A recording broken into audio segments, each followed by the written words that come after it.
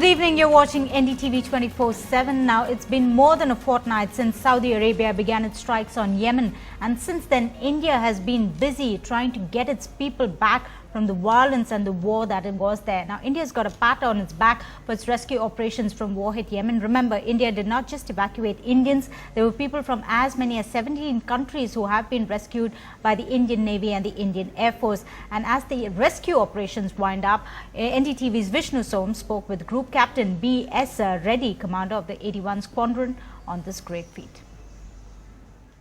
Well, they're back from a splendid rescue operation where thousands of Indians have been rescued from Yemen, courtesy the Indian Navy and the Indian Air Force.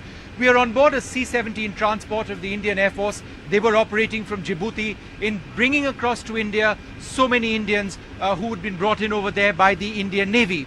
Well, joining us now, the squadron commander, to tell us a little bit more about these operations and also another pilot closely involved in the operations themselves. Sir, thank you very much for speaking to us. There have been fantastic stories of young children being rescued. What are some of those instances that come to your mind? I had one instance wherein there was a mother of two. One was very young, almost baby in arms, and another one toddler.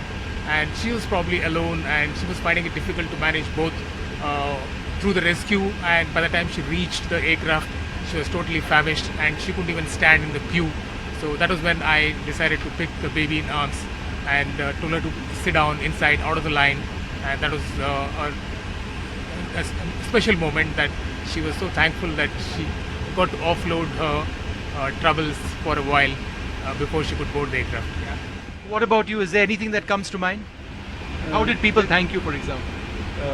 People were really overwhelmed by the fact that they are being evacuated by their own country's force.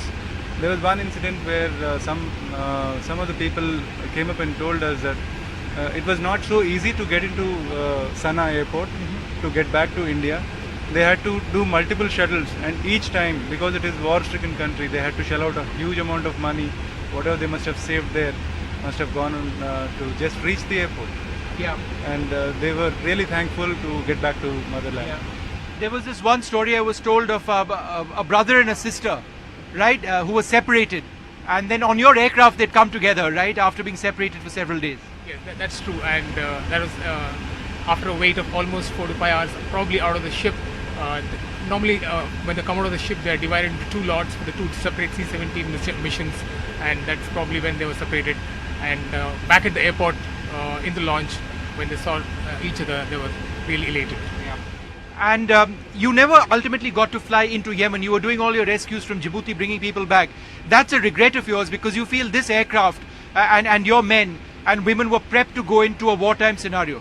Yes, that's always a scenario in these situations.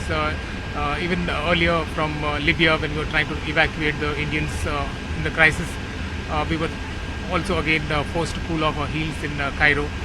In fact, in the end of it, we just got one shipload of passengers out of Alexandria. In the same manner, we were more than prepared and eager to get in and rescue, because we would make much more difference than an Airbus at that altitude, especially.